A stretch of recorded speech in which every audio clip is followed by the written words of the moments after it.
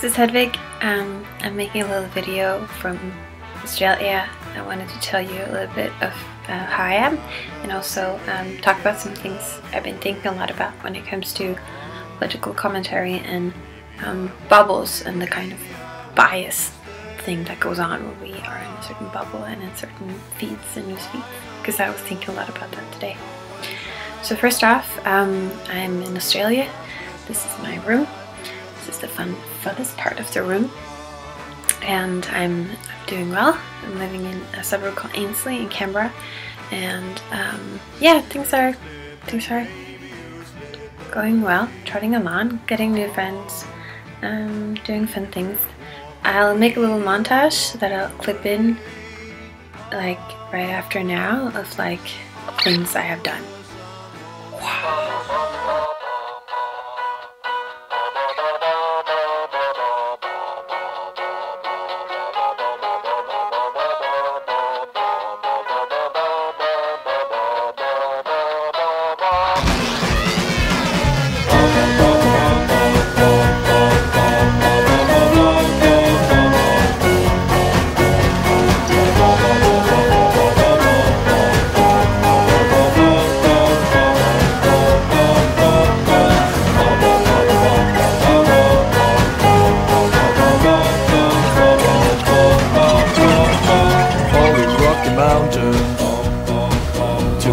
Songs and drink some more and fall asleep, getting taped by locals.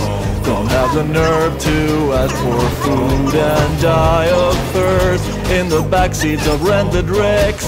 Let's hope these wheels got what it takes to carry us home.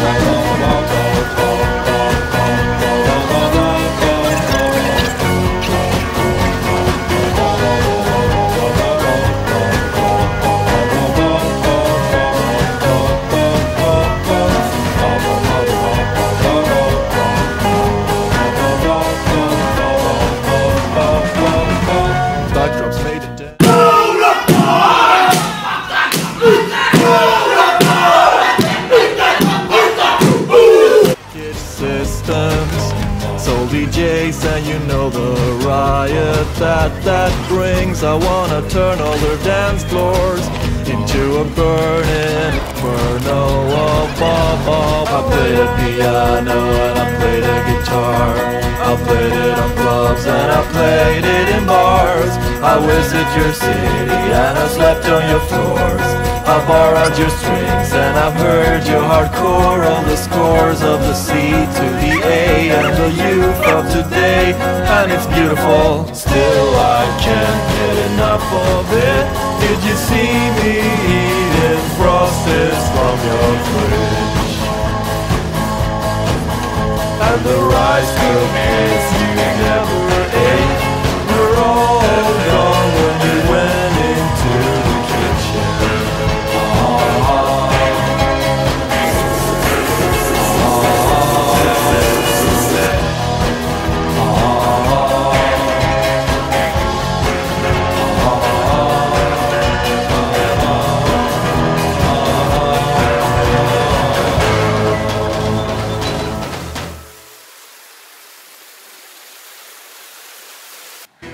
Okay, back from montage. So I am right now working on learning Samoan. This is a book for learning Samoan, and planning my PhD project and doing other work with other things, and also trying to settle into living in Australia. Australia is not that different from what I expected, or I mean, I've lived in Canada and it's had a lot of similarities. The supermarkets are similar, for example, and predominant car culture was similar. Just before I came here, I lived in the Netherlands, so I'm still biking sort of as if I'm in like Uppsala or Malmö or Utrecht or something. But I haven't gotten into any accidents yet, and I am biking responsibly. You don't have to worry. But I'm just like, you know, I'm the king of the road. Like, a car tries to, no, not gonna happen. What else? Not much else actually. I was in New Zealand, as you probably saw from the montage. I'm back now. I'm gonna be in Canberra for a while longer, and then people are coming to visit, and then I'm gonna go to Samoa for a while. I'm learning Samoan. I'm gonna say something in Samoan to you, and it won't be great, but that's okay, because then I can look at it later and be like, oh, I was so awful, like I'm so much better now. Okay, so first we can say hello, talofa, or we can say mahalo, depending on how I give instructions and things. And then I can say olo'o inoa o he ti viku, I think is how we're gonna do my name. So that was, my name is Hedvig. You can also say my mom's name is Aini. Olo'o tina, no. Now I said it wrong. Ole inoa o lo'o tina o Aini. I should be doing correctly now. Yes. I created that from my head. I said, no, I did it wrong. I said the name of my mother, and I should have said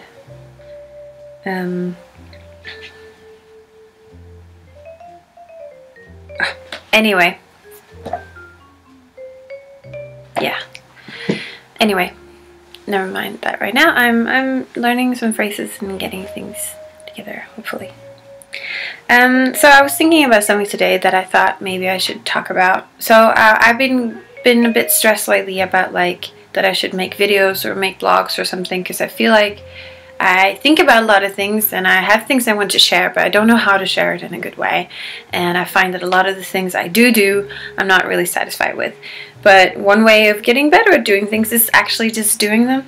So for example, this is going to be a video that's not going to be great, and I'm going to have like cringes about, and then I'm going to just, you know, bite into the sour apple, as we say in Swedish, and just stick through. And then if I get into the habit, maybe I'll get better at doing it. Who knows? So everybody says when they start a vlog. Anyway, it's true. So something I've been thinking about today is, so I listen to a lot of podcasts. It's my phone.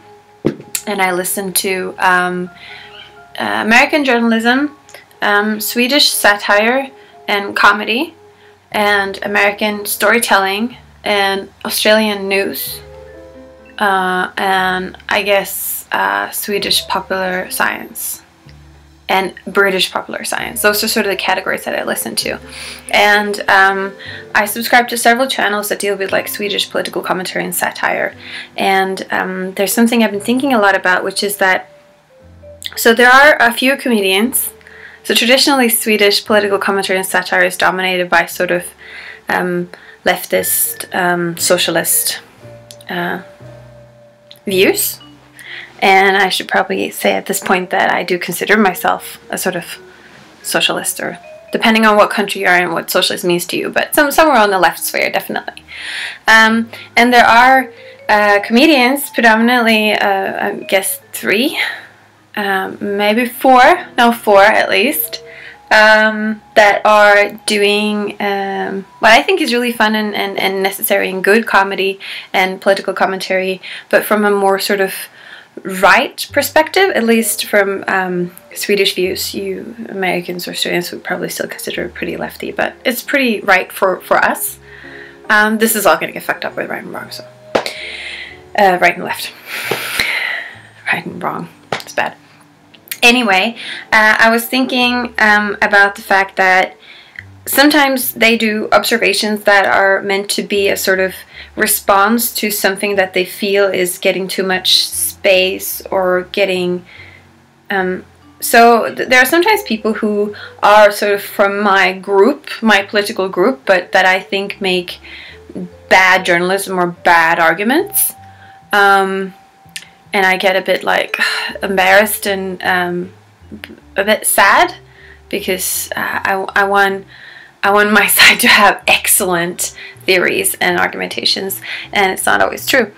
And sometimes these satirical people like kind of point that out, sometimes in unnecessarily provocative ways. So by this point, anybody who follows Swedish satire should have figured out that I'm kind of thinking of like Jonathan Unge, Ola Söderholm, Simon Svensson, and Kristoffer Svensson. As like the sort of... This is all gonna get a bit awkward because none of them are fully like this, etc, etc, etc. So let's just add lots of brasklappar, caveats, and I'll be fine. But anyway, I was thinking about the fact that the Swedish debate climate, especially in like urban environments, and especially if you hang out in like the kind of crowds that I used to hang out in Sweden and still do, the ones you find in Södermalm and Möllan, they're like sort of highly educated academic middle class that are like intellectual and leftist.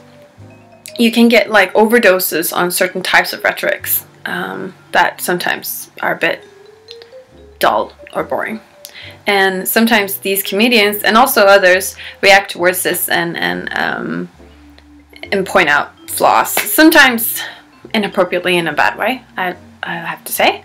But most of the time, and I think that one need to provoke sort of stems from getting that overdosed and feeling like intellectually insulted. God, this is gonna get so bad. But I feel like I do want to talk about this, so I'll still continue doing it. But what I want to come to is that I don't live so much in that bubble anymore. I live in a very similar bubble. I live in Australian academic intellectual bubble, which is fairly similar. But I also meet people for which some of these things that are taken as some of these ideas that these guys get sick of are actually subversive and new and not duh. Okay, let's do an example. I started subscribing on Instagram to Ola Söderholm because I thought it was fun, and I subscribed to the podcast of Ladrevet, so thought I'd check it out. And he put a picture up of a comic strip that Nina Hemmingsson made a long time ago that was a New Year's resolution advice directed at women. And one of the things that was in that picture was a woman masturbating, and then it said like, one New Year's resolution you should have is like masturbate more. And Ola made the comment that this is a very lame statement. That's very unedgy and not subversive enough for the feminist struggle. And in Sweden, in Möllan and Södermalm, that's true. It's not a very interesting statement to make. This is not one of the intellectually insulting and boring ones. It's not. But it's not a very interesting thing to say. And the reason he feels he needs to say it is because he feels like he gets overdosed by these kinds of like preaching to the choir. I'm totally analyzing somebody I don't know. But I do think it's something like that. Getting sick of like overanalyzing and preaching to the choir and sort of boring just identity marking politics. But the thing is, outside of Möllan and Södermalm, if you don't only hang out with, I'm not gonna drop any more names, but if you don't only hang out with like middle class academic leftist people, those things are actually shocking and new. As weird as it might sound. There are a lot of things that we take for granted in Swedish politics, and when people say them, you get sort of like, can we not have that basic discussion again about, for example, women's rights to their own bodies or something. It's not, it's considered like picking easy points to say something like that, because it's like, yeah. The sad thing about that is that it's not really like that, like, everywhere in Sweden, and it's not really like that here where I live. And it is awkward getting news from a bubble that I know, and I sort of can like figure out like what's going on in that bubble. But I am living outside of it, and I'm seeing why things like saying like that, well, take the example like women should masturbate more and shouldn't feel ashamed for their bodies. I get a lot of things in my Facebook feeds from friends from all over the world making, like, spreading news about like women having the right to their own bodies, people being racist and taking white privilege for granted, body shaming in both directions, thin and fat, and lots of other types of news about struggles from oppression and things. And sometimes when I read them, I think to myself like, yeah, like this is, we need to say this, and especially when they are presented not with sort of what I would consider like rational arguments, but more like just emotional, moral arguments. Because I agree with these views, I just think they can be argued for better sometimes. But then I meet people that are from outside of my bubble, and I understand that those news those are about actual things, and they are well suited for those other bubbles. And it just becomes even more apparent how I'm living in a bubble, and it's weird getting news from other bubbles. So bubbles, and it's sort of getting weird.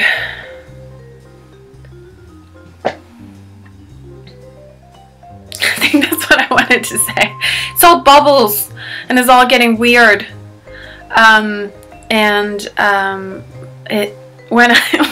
When I hear like Kristoffer Svensson or Simon Svensson or all of those guys, or also like I think Simon M still a bit sometimes. When I hear them sort of make these like retorts,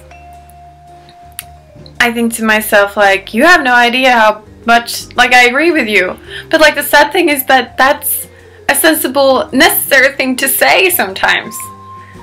And the way of arguing that point that I might consider flawed and unrational might actually be the best way of arguing that point if you're like in America.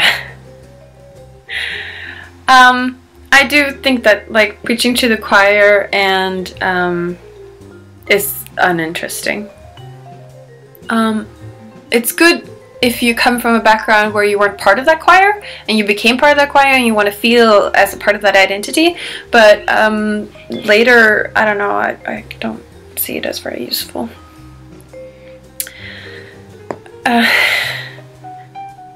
Okay, that's a bit of a rant. Might not agree with what I've said, or I think I do. Sorry, it was a bit unprocessed and a lot of things. I hope you got something out of it.